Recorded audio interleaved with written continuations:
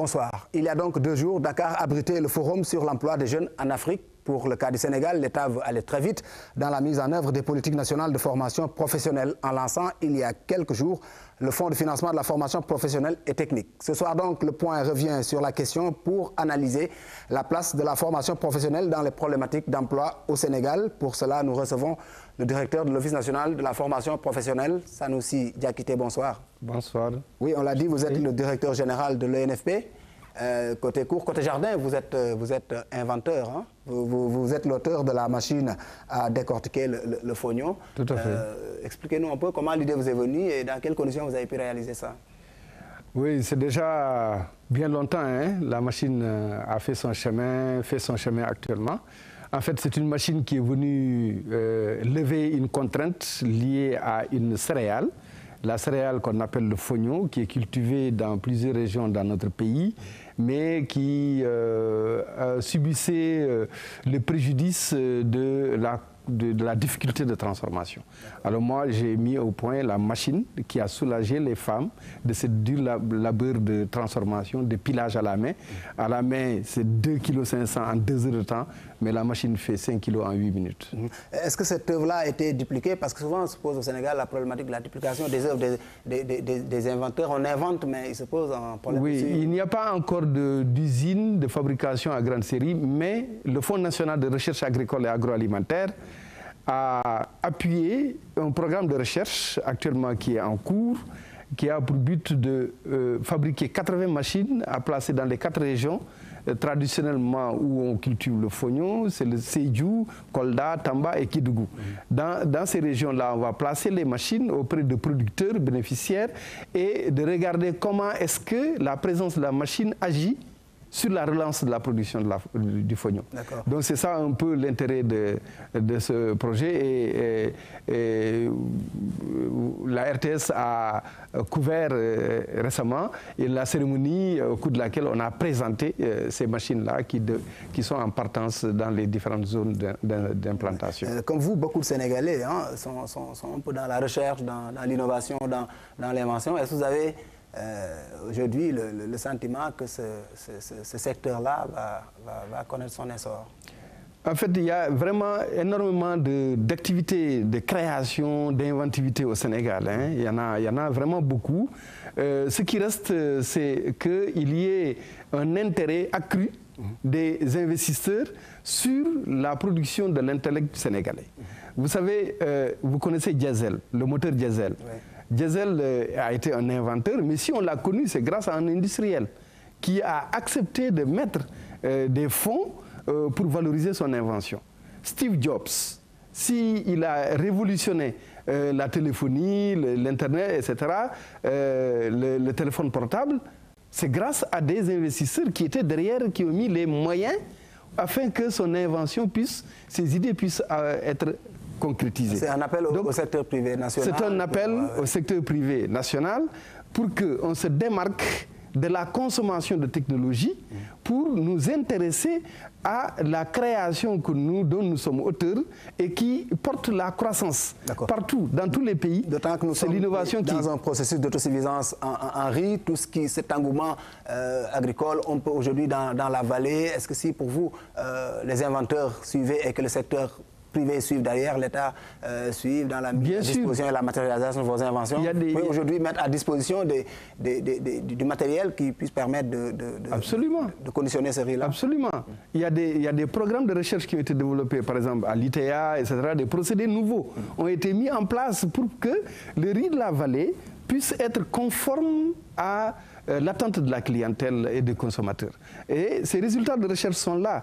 Et il y a, vous savez, la technologie est une émanation, est une génération d'un contexte économique, culturel donné. La technologie ou l'innovation ne naît jamais dans un néant. Alors, ça naît dans une problématique. On dit que nécessité est mère d'invention. Donc, la nécessité qui commande la mise au point de nouvelles solutions. Alors, les contraintes que nous avons ici dans notre agriculture ne sont pas les mêmes qu'on retrouve au Brésil ou au Japon. Nos contraintes appellent les solutions appropriée et spécifique. Et entre l'invention et la formation, le fossé n'est pas trop grand. Vous êtes le directeur de l'Office national de la formation professionnelle. On va franchir ce pas-là. Quand on parle de formation professionnelle, justement, qu'est-ce qu'on peut entendre par formation professionnelle? C'est quoi finalement? Alors, sur cela, il y a effectivement un lien entre l'invention et la formation professionnelle parce que il y a dans la formation professionnelle l'aptitude à transformer. L'aptitude à transformer, c'est aussi l'invention qui devient une innovation sociale. Absolument. Alors, la formation professionnelle a pour but essentiellement de donner de la qualification professionnelle. Jusque-là, on n'a pas tellement bien appréhendé la place de la formation professionnelle. En général, en parlant de formation professionnelle, les gens pensent que c'est destiné à des gens qui sont en échec scolaire. Soit qui n'ont jamais fait les bancs. Oui, qui n'ont pas fait les bancs. C'est tout à fait le contraire. C'est différent. Pour pouvoir apprécier le rôle de la formation professionnelle, plaçons-nous dans la problématique de la croissance économique, dans la problématique de la productivité de l'économie. Là, on verra. Parce qu'on sait bien que l'économie repose sur deux éléments essentiels, c'est le capital et le travail. Mais le travail, c'est qui? C'est la personne qui pose le geste professionnel, qui produit le bien et le service adéquat et qui crée la plus-value et la valeur ajoutée. Pour poser le bien, un geste professionnel, il faut en avoir l'aptitude, donc la qualification. Le profil. Voilà. Et le profil est créé par la formation professionnelle. Donc ça agit directement dans la croissance économique. C'est ça un peu l'enjeu de la formation professionnelle. On voit directement l'enjeu, la place de la formation professionnelle dans la compétitivité des entreprises. Oui, appliqué à ce principe-là, cette formation, vous êtes d'avis que peut être un levier de croissance économique. Aujourd'hui, on est dans le contexte du plan Sénégal émergent, les politiques de formation professionnelle qui ont été mises en œuvre jusque-là. Est-ce que vous pensez que nous sommes dans le tempo? Est-ce que ce qui est fait peut être à même... On est dans la bonne direction. Effectivement, il y a une réforme d'envergure qui est en cours, que le ministre Mamadou Talla est en train de conduire. Mais il est clair que la productivité du travail est faible au Sénégal, comme dans la plupart des pays africains. Et c'est ça un peu que le forum a montré. Il y a des documents de la recherche qui a été effectuée par certains agents de la Banque mondiale et qui ont montré que, en fait, l'emploi salarié ne représente que 16% de l'emploi en Afrique. Tout le reste, c'est de l'emploi agricole ou non agricole, mais dans l'informel. C'est de l'auto-emploi. Et effectivement, quand vous voyez la structure de l'emploi dans notre pays aussi, ça répond un peu à ce schéma-là. Alors, mais cet auto-emploi-là est caractérisé par quoi? La précarité et le sous-emploi, la logique de survie. Ça ne génère pas suffisamment de revenus pour que la personne puisse vivre aisément. Et qu'est-ce qu'il faut à ce niveau-là? Il faut agir sur la qualité de l'emploi. Par exemple. Agir sur la qualité de l'emploi, c'est agir sur la qualification. Le facteur déterminant qui va changer la donne de l'emploi, c'est la qualification, en fait. Parce que c'est la qualification qui permet à l'individu de générer le bien ou le service de qualité, qui génère à son tour le revenu suffisant. Donc la qualification est à la base. Et la qualification a une dimension même de protection sociale. Vous voyez, quand vous prenez la qualification, ça situe l'individu dans des catégories professionnelles. La convention collective, il y en a plusieurs au Sénégal. Dans chaque convention collective, il y a des intitulés d'emploi. À chaque intitulé d'emploi correspond une catégorie. Mais on est qualifié pour être dans une catégorie. Et dès lors qu'on est dans une catégorie, on peut tout à fait être arrimé à un système de protection et de cotisation sociale. Ce qui en fait permet à un travail même de l'informel de contribuer, de cotiser et de bénéficier de protection sociale. C'est pourquoi on dit que la qualification est le levier le plus important pour créer de l'emploi, mais aussi sortir les gens de la logique de survie et de précarité. Mais pourvu qu'elle soit retouchée, en 2013, un rapport de la Banque mondiale a montré que très peu de Sénégalais bénéficiaient un peu de la formation professionnelle. La Banque mondiale pointait à l'époque le système d'enseignement professionnel au Sénégal. Oui, ça pointait le système parce que le système n'absorbe pas, n'enrôle pas suffisamment pour agir, pour changer les données de la qualification.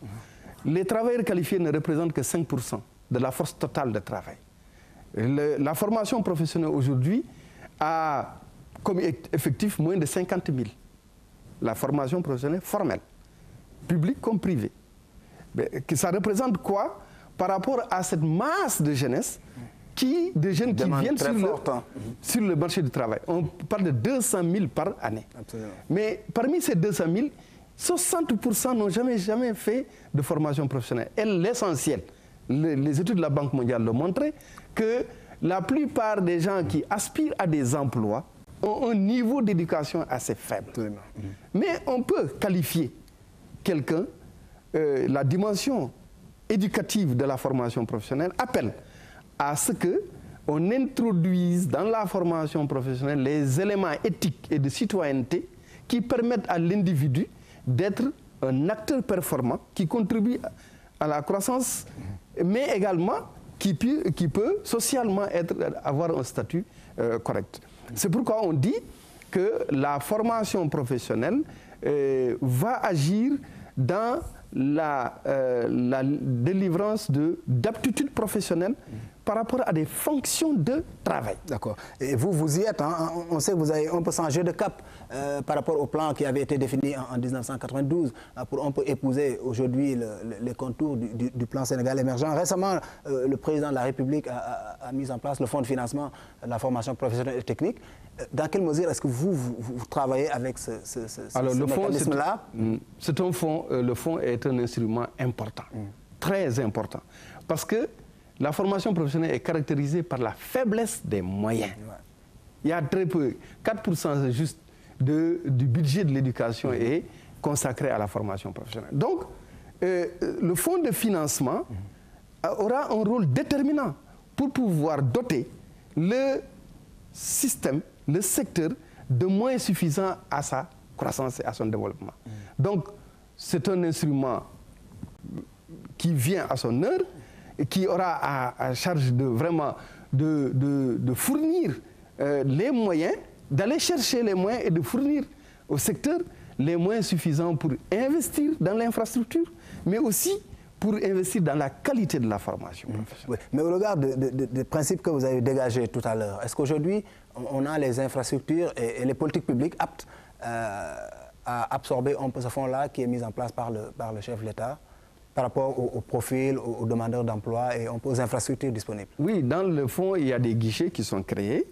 Ces guichets-là répondent à aussi bien des besoins des individus, des entreprises que des établissements de formation professionnelle. Donc, un établissement peut porter un projet pour améliorer sa propre infrastructure et soumettre au fonds. Donc, ça, c'est l'instrument de financement. L'Office national de formation professionnelle a une responsabilité pédagogique et certificative au regard des catégories des conventions collectives de branche. Et c'est cela qu'on assume.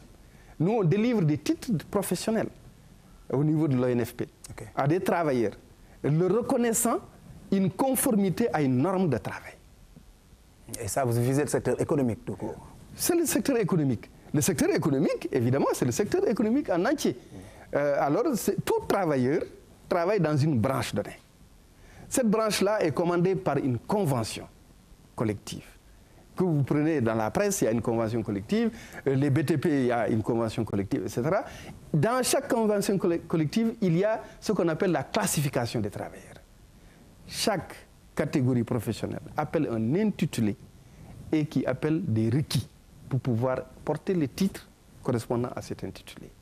L'ONFP est l'organisme délégataire de pouvoir par l'État pour prendre en charge et traiter ces questions-là pour les entreprises et les branches professionnelles. Et ça peut agir même jusque dans le doing business. Vous voulez arrimer quoi? Les gens sur les standards internationaux? Exactement. Parce qu'un travail, ça se fait selon une norme. On ne travaille pas comme on veut. On travaille selon une norme. Et quand on est conforme à la norme, on peut se voir reconnaître l'aptitude. Et c'est ça qu'on appelle la qualification. La qualification a une dimension réglementaire. Alors, comment c'est lié à l'investissement? Mais on a montré que parmi les 3 premiers facteurs qui encouragent les investisseurs à venir s'installer dans un pays, c'est la formation professionnelle, c'est la disponibilité de main-d'œuvre qualifiée. Alors, donc, il faut être au-devant de cette demande-là pour voir tout investisseur qui doit venir, la dimension emploi que ça doit générer doit être pris en charge déjà en termes de traitement pour lui offrir la main-d'œuvre qualifiée. C'est pourquoi on salue l'initiative du directeur général de l'APIX qui nous invite à chaque fois maintenant de pouvoir nous asseoir avec les investisseurs qui viennent afin que nous puissions recueillir leurs besoins en main-d'œuvre et les traiter à temps réel et les servir. Ça, c'était le côté le moins connu de l'ONFP. Quand on parle de l'ONFP, on pense un peu à l'informel. Oui, ça, c'est vraiment... on parle de l'économie en général. Ouais. Et c'est porté par les branches professionnelles. Et les travailleurs informels représentent une grande marge parmi les travailleurs. Mais les cibles premières, c'est quand même... Ils sont dans les circuits formels déjà. Voilà, c'est les branches professionnelles. Okay. On dit les branches professionnelles. Et les branches professionnelles, à l'intérieur, il y a des organisations professionnelles. Mais un métier, tout métier que vous voyez, peut être classé dans une branche. Et c'est la branche professionnelle qu'on traite. Mais les entreprises sont en pole position parce qu'elles structurent les branches professionnelles.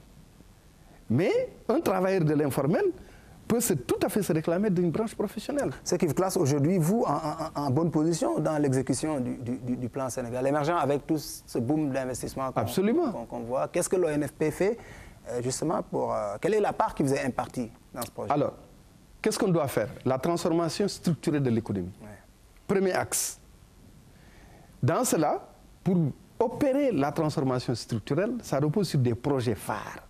Ces projets phares-là vont demander de la main-d'œuvre. Bien sûr. Les plateaux qui vont être à Diamniadio ou ailleurs, ça va demander de la main-d'œuvre. Ouais. Cette main-d'œuvre-là doit être préparée par qui? De Dias, le TER, le train express régional. Exactement. L'autoroute Ila Touba. Ouais. Toute la main-d'œuvre que ça doit utiliser. Mais il faut bien qu'on se charge de leur formation. Sinon, comment est-ce qu'on va les employer? Ce n'est pas possible. C'est ce que nous avons fait d'ailleurs, l'accompagnement à des investissements, ce qu'on a fait à Diogo par exemple. À Diogo, la population locale aspirait à des emplois, à des emplois auxquels il ne peut pas accéder, faute de qualification. Pourtant, l'entreprise était prête à leur donner ces emplois-là. L'ONFP est intervenu pour lever la contrainte. Qu'est-ce que vous avez fait? On a donné la qualification à ces jeunes et ils ont intégré l'entreprise selon les besoins exprimés par l'entreprise. Et tout cela peut se faire dans une fourchette de combien de temps? Parce qu'il faut que les choses aillent très vite quand même, oui, à l'échéance de Alors 2035. Nous, il y a une démarche très flexible, réactive, par rapport à n'importe quel projet. Il est possible de mettre en place le dispositif. Et c'est ça un peu le propre de l'ONFP. C'est-à-dire on crée le dispositif autour de la cible, de manière ad hoc. Et le dispositif disparaît dès qu'on a résolu le problème.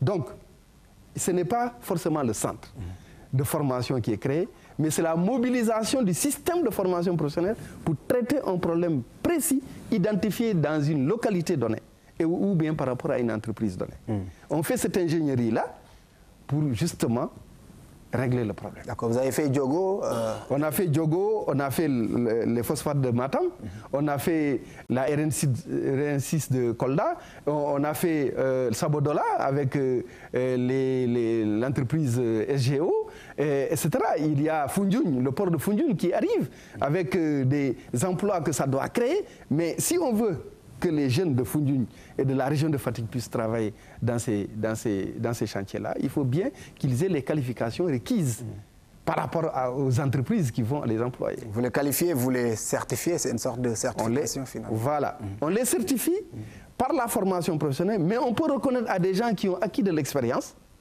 on peut leur certifier selon une méthodologie qu'on appelle la VAE, la validation des acquis de l'expérience. D'accord. Au-delà de ceux qui sont dans ces circuits formels-là, qui d'autre peut être éligible, on peut vous avoir... Alors nous, les formations de l'ONFP sont accessibles à tout le monde. Tout le monde. Alors c'est un grand T, que ce soit dans le secteur public, au niveau du privé, que l'on soit instruit ou pas, parce qu'on considère que même si on n'est pas instruit, on peut remplir des fonctions de travail. Cette fonction de travail-là qui est conforme à, évidemment, on est plus apte à remplir des fonctions complexes plus on a une éducation élevée. C'est clair. Quand on n'a pas d'éducation, on ne peut remplir que des fonctions basiques. Mais on peut quand même remplir certaines fonctions. C'est-à-dire, on a formé des aides ouvriers à Diogo, mais qui ont été employés en tant que tels. Parce que c'est les fonctions élémentaires qu'ils pouvaient assumer. Bon, alors, pour être un technicien, évidemment, il faudrait avoir les prérequis scolaires qui permettent à l'individu de suivre la formation. Donc tout le monde est éligible. D'accord. Vous dites quoi finalement, quand on parle d'emploi au Sénégal, on a tendance à parler du nombre. Quand le chef de l'État a annoncé les 500 000 emplois au début, d'aucuns ont parlé du nombre. Et pour vous, il faut d'abord régler la problématique de la qualité. C'est une question de qualité avant d'être une question de nombre pour vous. Oui. Pour que le Sénégal soit arrimé au standard, il faut des profils pointus. Je vous donne juste les statistiques. L'emploi salarié, ça représente quel pourcentage dans l'emploi en général? 15%. Ce qu'on voit dans le secteur public, dans les entreprises, etc. Vous faites la sommation de tous les emplois salariés, ça ne fait que 15% de l'emploi. Le reste de l'emploi, c'est de l'auto-emploi. Mais l'auto-emploi a une tare chez nous. C'est la précarité qui le caractérise. C'est la logique de survie qui caractérise. Donc, ça manque de qualité. Ce n'est pas que ça n'existe pas, mais ça manque de qualité. Pour agir sur la qualité, il faut agir sur un facteur principalement, c'est sur la qualification de l'individu. Parce que s'auto-employer veut dire qu'on est apte à exercer la fonction de travail. D'accord. Aujourd'hui, il y a beaucoup de jeunes qui en demandent l'emploi. Vu de l'ONFP, l'emploi jeune, c'est quoi pour vous? Quelles sont pour vous vos visées par rapport à cette problématique très précise qui préoccupe l'État quand même au plus haut niveau? On vise les secteurs prioritaires de l'économie, les secteurs, les créneaux générateurs, exactement, l'agriculture. Mais l'agriculture, encore, le chef de l'État a eu la clairvoyance de mettre l'emphase sur l'agriculture pour dire que c'est ça qui porte la croissance, mais également de mettre suffisamment de moyens dans l'agriculture en termes d'équipement, de mécanisation.